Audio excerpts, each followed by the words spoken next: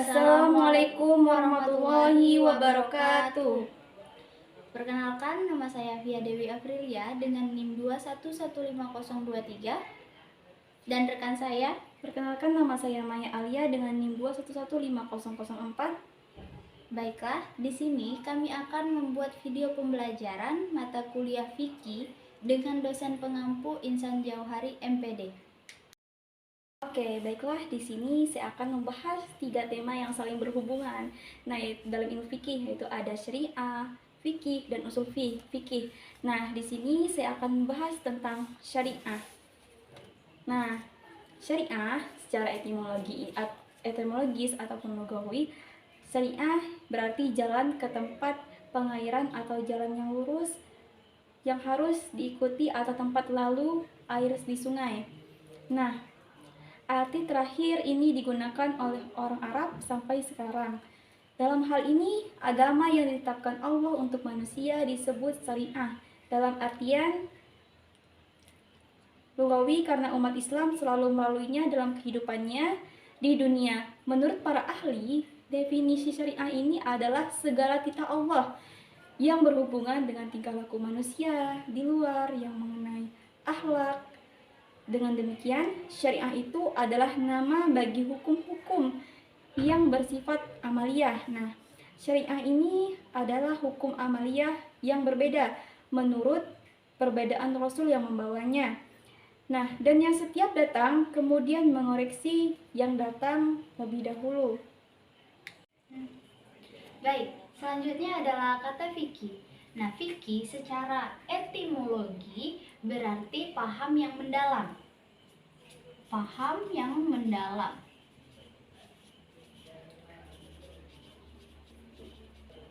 Nah, paham yang mendalam bila paham dapat dipergunakan untuk hal-hal yang bersifat lahiriah, maka fikih sendiri berarti paham yang menyampaikan ilmu lahir kepada ilmu batin. Karena itulah At-Tirmizi juga menyebutkan bahwa fikih tentang sesuatu berarti paham yang mengetahui batinnya sampai kepada kedalamannya. Dan secara definitif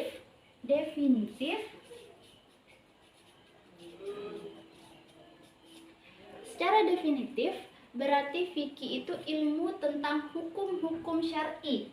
Hukum-hukum syar'i. Hukum-hukum syar'i yang bersifat amaliyah, yang digali dengan ditemukan dengan dalil-dalil yang tafsiliyah. Terima kasih. Selanjutnya saya akan menjelaskan tentang usul fikih. Usul fikih. Oke. Nah, usul fikih ini terdiri dari 2 kata, yaitu usul dan fikih. Nah, usul fikih ini secara etimologi yaitu adalah paham yang mendalam. Nah, usul ini dari bahasa Arab, yaitu asalnya dari kata usul.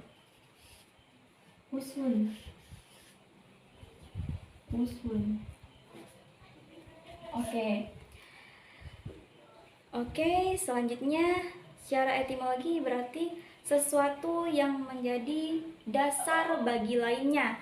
Berarti usul ini adalah menjadi dasar bagi lainnya.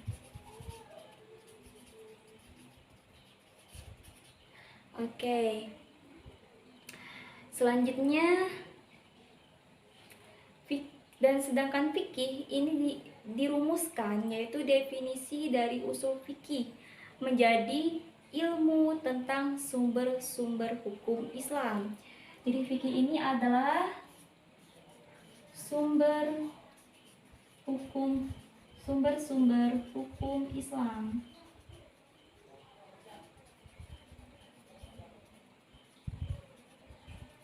Jadi, jika digabungkan, usul fikih ini adalah dasar bagi sumber-sumber hukum Islam. Oke, terima kasih. Nah, jadi hubungan antara syariah, fikih, dan usul fikih. Syariah itu diibaratkan bahan atau dasar, sedangkan fikih ilmu tentang hukum syar'i.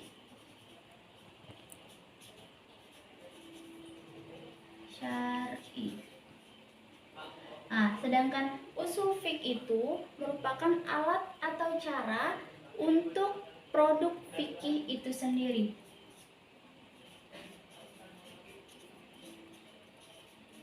Nah, jadi bisa disimpulkan bahwasanya hubungan antara syariah, fikih, dan usul fikih itu diibaratkan sebagai bahan atau dasar dalam menghasilkan fikih, sedangkan usul fikih itu merupakan alat atau cara untuk menghasilkan produk fikih. Jadi, hubungan antara ketiganya itu saling keterkaitan. Oke, selanjutnya di sini saya akan membahas tentang mazhab. Nah, di dunia ini banyak sekali muncul mazhab-mazhab dalam fikih. Nah, di sini kami akan membahas 4 mazhab, yaitu ada mazhab Hanafi, Maliki, Syafi'i, dan Hambali. Nah, di sini saya akan menjelaskan tentang mazhab Hanafi. Nah, mengapa mazhab ini dinamakan mazhab Hanafi? Nah, dinamakan Hanafi karena pendirinya yaitu Imam Abu Hanifah An-Nu'man bin Sabit. Nah, beliau lahir pada tahun 80 Hijriah di Sabit. Di Kufah, dan wafat pada tahun 150 Hijriah. Nah, mazhab ini dikenal sebagai mazhab ahli. Nah, ahli kias atau akal. Nah, karena hadis yang sampai ke Irak sedikit. Nah, sehingga beliau banyak mempergunakan kias. Nah, beliau ini termasuk ulama yang sangat cerdas. Nah, beliau juga pengasih dan ahli tahajud dan fasih dalam membaca Al-Quran. Nah, beliau ini ditawari untuk menjadi hakim pada zaman Bani Umayyah yang terakhir, tetapi beliau menolak. Mazhab ini berkembang karena menjadi mazhab pemerintah pada saat Khalifah Harun ar-Rasyid. Nah, Abu Ja'far al-Mansur ini beliau diminta kembali menjadi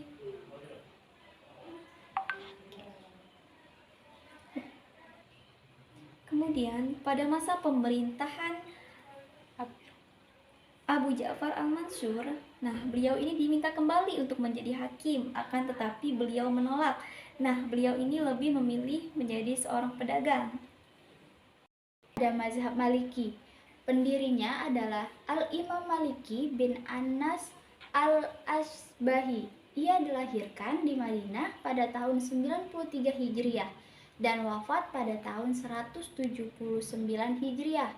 Beliau merupakan sebagai ahli hadis di Madinah, di mana Rasulullah SAW hidup di kota tersebut. Dan mazhab ini dikenal dengan mazhab al-hadis. Kenapa? Karena beliau mengutamakan perbuatan ahli Madinah, di mana daripada khabir wahid, yaitu hadis yang diriwayatkan oleh perorangan. Karena bagi beliau mustahil ahli Madinah akan berbuat sesuatu yang bertentangan dengan perbuatan Rasul. Dan beliau juga banyak menitik beratkan kepada hadis karena menurut beliau perbuatan ahli hadis termasuk hadis mutawatir. Oke, selanjutnya di sini saya akan menjelaskan tentang mazhab Syafi'i. Nah, di sini dalam mazhab Syafi'i ini adalah tokoh utamanya Al-Imam Muhammad bin Idris Asy-Syafi'i Al-Quraisy. Nah, beliau dilahirkan di Ghuzah pada tahun 150 Hijriah dan wafat pada tahun 204 Hijriah. Beliau ini belajar kepada Imam Malik yang dikenal dengan mazhabul hadis. Nah, kemudian beliau pergi ke Irak dan belajar dari ulama Irak yang dikenal sebagai mazhabul qiyas. Beliau berikhtiar menyatukan mazhab terpadu, yaitu mazhab hadis dan mazhabul qiyas. Nah, itulah keistimewaan dari mazhab Syafi'i ini.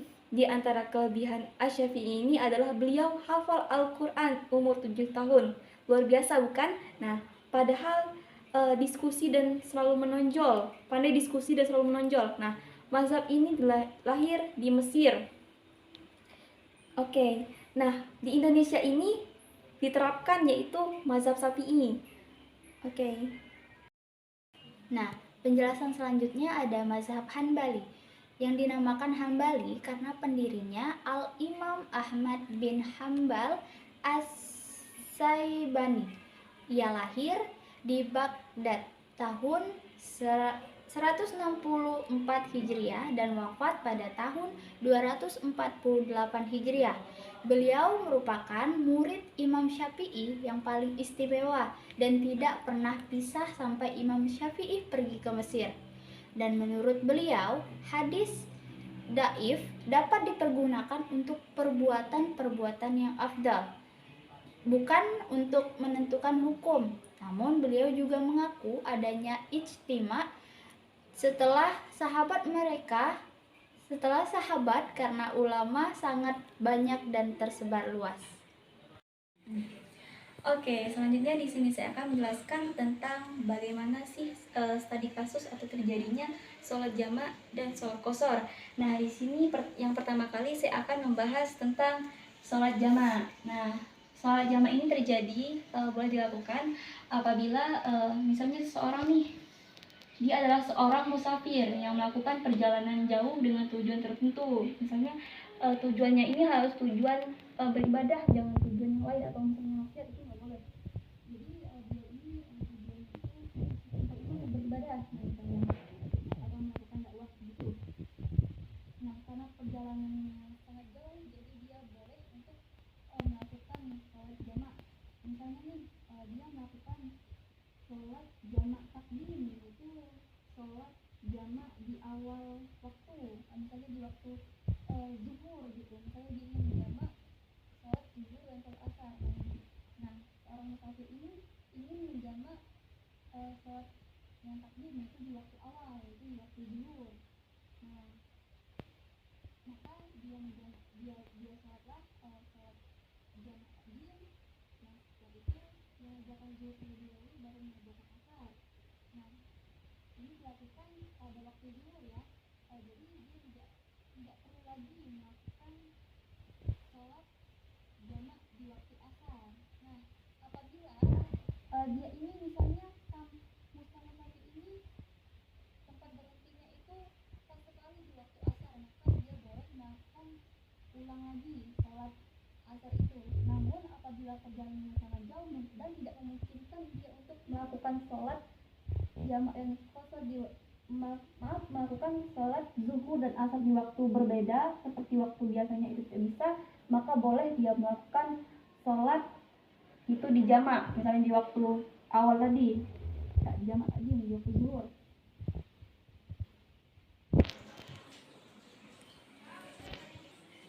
Oke, selanjutnya di sini saya akan menjelaskan tentang sholat yang dikosorkan.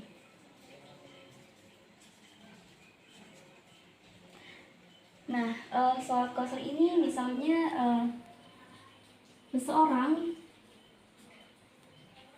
dia ini ingin melakukan sholat, akan tetapi dia ini misalnya dia baru melakukan waktu sholat 1 rakaat misalnya.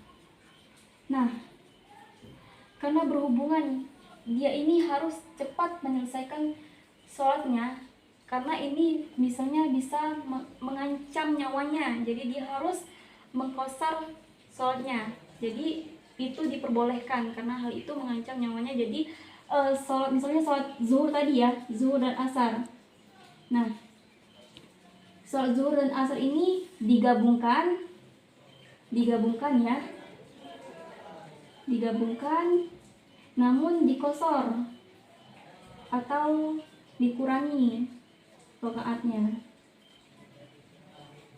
Oke. Nah, misalnya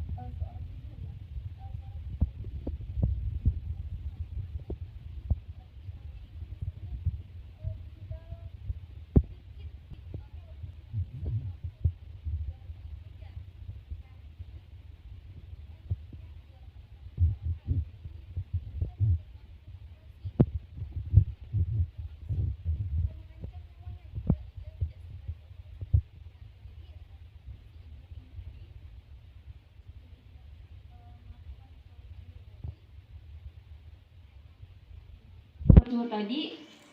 Nah, jadi beliau ini tadi melakukan sholat zuhur. Nah, setelah itu dia langsung mengqasarkan dengan sholat asar. Karena misalnya dia dioperasi kan, itu belum tentu misalnya setelah dioperasi dia itu langsung sadar kan. Jadi kemungkinan besar dia itu sadarnya mungkin setelah hampir maghrib gitu mungkin ya. Nah, jadi itu boleh digabungkan ataupun dikosor rakaat salatnya. Baiklah, di sini kami akan membahas mengenai zakat. Yang pertama itu ada zakat fitrah. Baik, di sini saya sebagai seorang yang mengeluarkan zakat Dan saya sebagai penerima zakat. Oke, yang mana tata caranya yaitu sebagai berikut. Baiklah, yang pertama pegang dulu berasnya. Setelah itu si pengeluar zakat membaca niat. Oke, yang mana niatnya Bismillahirrahmanirrahim. Nawaitu an ukhrija zakat al-fitrah fardhu lillahi ta'ala. Jadi hasil dari 12.000 per kilo dari beras, dan yang harus dikeluarkan zakat fitrah adalah 2,5 kg beras. Hasilnya adalah, karena satu angka di belakang koma, 01-nya dicoret, 1, 2, 3, hasil yang harus Maya keluarkan adalah 30.000. Oke, baik. Selanjutnya di sini saya akan membahas tentang zakat mal mengenai zakat pertanian. Nah, di sini nih ada hasil panen kami, panen saya dan Tia. Nah, di sini anggap saja ini 4.000 kg. Nah, jadi ini cabai ini dari pengairan yang gratis. Maksudnya itu dari air hujan ya, bukan kayak misalnya dari air buatan, bukan. Ini dari air hujan jadi gratis. Jadi ini ngambilnya zakatnya itu 10% gitu. Nah, untuk membayar zakatnya. Jadi ini sebutlah 4.000 kg hasil panen kami tadi. 4.000 kg.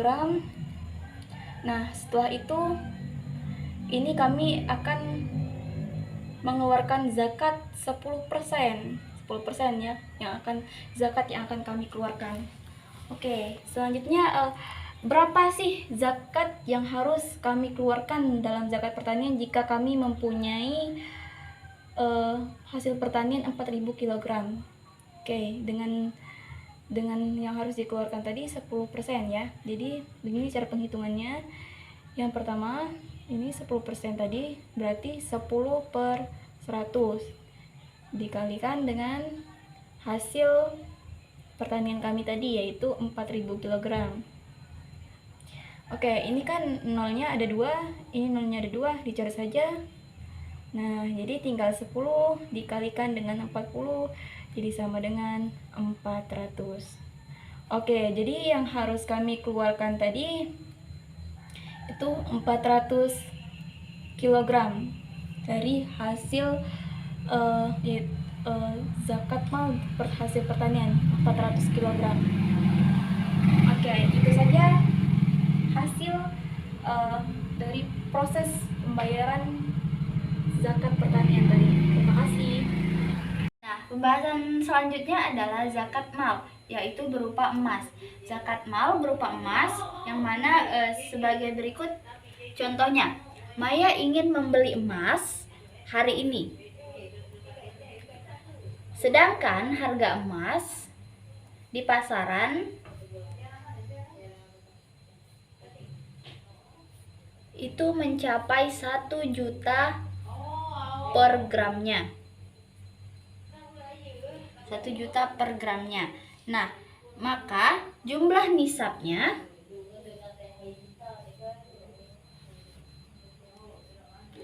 zakat penghasilan itu berupa 85 gram emas. Nah, sedangkan kadar zakatnya senilai 20 kadar zakatnya senilai 2,5% serta haulnya selama 1 tahun. Kita ambil contoh yaitu Maya dalam 1 bulan itu berpenghasilan 15 juta. Nolnya kita taruh dulu 1, 2, 3, 4, 5, 6. 15 juta itu nolnya ada 6. Sedangkan kadar zakatnya zakat yang harus dikeluarkan oleh Maya adalah 2,5%. Kita kalikan dulu. 5 kali 5 25, 7, 5 kali 2 10, 2 kali 1 3. Nah, 5 7 3. Nolnya kita ambil, kita tarik ke bawah 1 2 3, 1 2 3. Nah, karena dia setara dengan 2,5, maka 2,5 itu jika dipersenkan dan dibentuk jadi desimal itu adalah 25/100. Nolnya kita coret, masih ada satu angka di belakang koma, yaitu kita coret juga nolnya. Jadi tiga angka nol ini kita coret karena dalam bentuk desimal. Maka pengeluaran zakat mal berupa emas yang harus Maya keluarkan adalah 375.000. Oke, baiklah, di sini saya akan menjelaskan tentang zakat mal, yaitu zakat profesi. Nah, di sini saya akan menjelaskan terlebih dahulu tentang zakat profesi ini. Nah, zakat profesi ini disebut profesi dikarenakan zakat ini yaitu sebuah pekerjaan atau keahlian dari keprofesionalan seseorang. Nah, di sini jadi jika hartanya sudah mencapai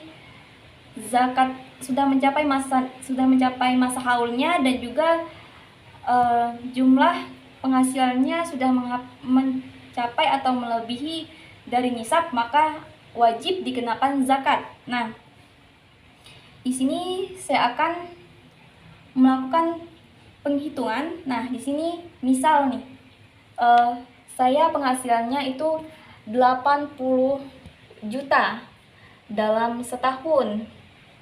Nah, zakat yang wajib saya keluarkan itu adalah 2,5%. 2,5%. Nah, 2,5% ini sama dengan jika dipecahkan menjadi 2,5/100. Oke. Selanjutnya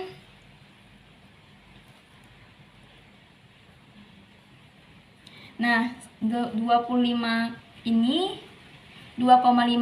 akan saya kalikan dengan penghasilan saya tadi. Jadi 80 dikalikan dengan 2,5. Nah, 5 kali 0, 0, 5 kali 8, 40, simpen, 2 kali 0, 0, jadi ini 4, 2 kali 8, 16. Nah, jadi salah cara penghitungan tadi. Jadi saya ulang lagi, penghasilan saya misalnya 80 juta nih dalam setahun ya. Nah, harta yang ataupun penghasilan yang wajib saya keluarkan atau saya zakati yaitu 2,5%. Nah, 2,5% ini jika dipecahkan menjadi 22,5/100. Jadi akan saya kalikan 2,5% ini dengan penghasilan saya selama setahun, 80 juta. Oke, akan saya hitungkan dulu angka 2 depan ini, jadi 0 ini disimpan terlebih dahulu. Jadi 2,5 dikalikan dengan 80. 0 kali 5, 0, 0 kali 2, 0, jadi 8 kali 5, 40, disimpan 4-nya, 8 kali 2, 16, 16 tambah 4, jadi 20. Jadi ini 2000, sama dengan 2000. Nah, ditambahlah dengan ini tadi, nolnya, ada 3, jadi 2 juta. Jadi harta yang wajib saya keluarkan itu 2 juta. Oke, akan tetapi jika dia khawatir memberatkan, maka dia akan membayarnya selama setahun.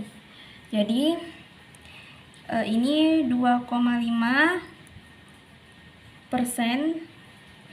dikalikan dengan 80 juta penghasilan saya tadi, misalnya sebagai PNS. Nah, dibagi dengan 12 bulan dalam setahun, karena dia takut khawatir keberatan, jadi dia membayarnya itu dalam per tahun. Nah, jadi 2,5% tadi dikali 80 dapatnya 2 juta tadi. Nah, 2 juta ini dibagikan dengan 12 sama dengan 166.000. Jadi dalam setahun itu dia membayar zakat itu 166.000. Cukup sekian, itulah penghitungan hasil dari zakat profesi dari saya. Saya akhiri. Wassalamualaikum warahmatullahi wabarakatuh. Selanjutnya, pembahasan mengenai ilustrasi dan tata cara bertayamum. Nah, ilustrasinya itu bisa kita menggambarkan istilahnya individu atau rombongan yang sedang berada di padang pasir. Dengan posisi di padang pasir ini tidak ada air sama sekali untuk bisa berwudu. Nah, dengan tidak ada air, kita bisa menggantikan wudu dengan bertayamum. Tata cara bertayamum itu ada beberapa langkah. Yang pertama itu ada niat. Yang pertama itu ada basmalah dan disertai niat. Yang kedua itu ada menggunakan debu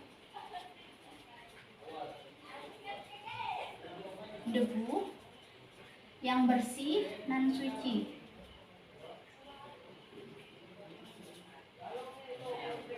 Yang ketiga itu mengusapkan debu ke wajah. Yang keempat, mengusapkan debu ke telapak tangan sampai dengan siku-siku. Nah, kita ke tata cara yang pertama. Yang itu pertama ada basmalah dan niat, yang mana kita memulainya dengan bismillahirrohmanirrohim, dan niatnya yaitu nawaitu tayammuma li istibahati sholati lillahi ta'ala. Setelah kita niat dalam hati, kita lafazkan dengan apa? Karena kalau kita setelah niat dalam hati, kita lafazkan, itu merupakan tujuan kita meluruskan niat kita untuk bisa bertayamum. Yang kedua itu menggunakan debu yang bersih dan suci. Menggunakan debu, kita mencari tempat yang mana misalnya kita menggunakan tembok. Tembok ini kita gunakan, anggap saja sebagai debu. Kita letakkan kedua tangan kita. Setelah itu kita tiup secara perlahan, jangan sampai itu tidak ada lagi debunya, tapi secara perlahan saja. Nah, baru usap ke wajah kita. Dengan mengusapkan wajah itu ke seluruh wajah, dari mulai atas menyeluruh ke bagian bawah. Setelah itu kita tempelkan lagi tangan kita. Kita usap, kita tiup lagi secara perlahan. Setelah itu kita mengusapkan debu itu ke telapak tangan sampai dengan siku-siku. Dengan cara begini, dari telapak tangan kita putar ke. Keempat itu ada mengusapkan debu ke telapak tangan sampai dengan siku-siku. Tata caranya sama, tempelkan kedua tangan ke tembok atau dinding. Setelah itu usap secara perlahan. Setelah ditiupkan, kita ulurkan tangan kita ke tangan sampai ke siku-siku. Seperti ini diusapkan.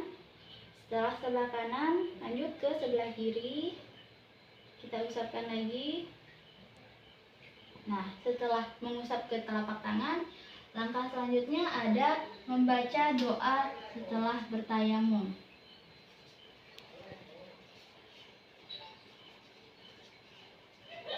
Membaca doa bertayamum itu sama dengan seperti membaca doa setelah selesai wudhu, yang mana doanya Bismillahirrahmanirrahim, asyhadu an la ilaha illallah wahdahu la syarikalah wa asyhadu anna Muhammadan abduhu wa rasuluh, Allahumma ja'alni minat tawabin wa ja'alni minal mutatahhirin wa ja'alni min ibadika sholihin. Amin. Dan yang terakhir itu ada tertib. Nah, bertayamum itu sama dengan halnya berwudu, dilakukan dengan tata cara yang sudah saya jelaskan seperti tadi. Yang itu dengan langkah-langkah dengan menggunakan tata cara dan tertib. Terima kasih. Wassalamualaikum warahmatullahi wabarakatuh. Oke, itulah pembahasan dari kami. Oke, saya akan menjelaskan kembali. Yang pertama itu kami membahas tentang syariah, fikih, dan usul fikih. Pembahasan yang kedua ada beberapa mazhab yang kami jelaskan tadi. Di antaranya ada mazhab Hanafi, yang kedua ada mazhab Maliki, yang ketiga ada mazhab Syafi'i, dan ada mazhab Hambali. Oke, yang ketiga kami membahas tadi kasus terjadinya sholat jamak dan qashar. Serta pembahasan yang keempat ada penghitungan zakat fitrah dan zakat mal. Di antaranya ada pertanian, emas, dan profesi. Nah, yang terakhir kami membahas tentang tata cara bertayamum. Nah, sekian pemaparan materi dari kami. Maaf jika ada kesalahan. Pada Allah kami mohon ampun. Kami berdua, saya Fia Dewi Afrilia dan rekan saya Maya Alia, pamit undur diri. Wassalamualaikum warahmatullahi wabarakatuh.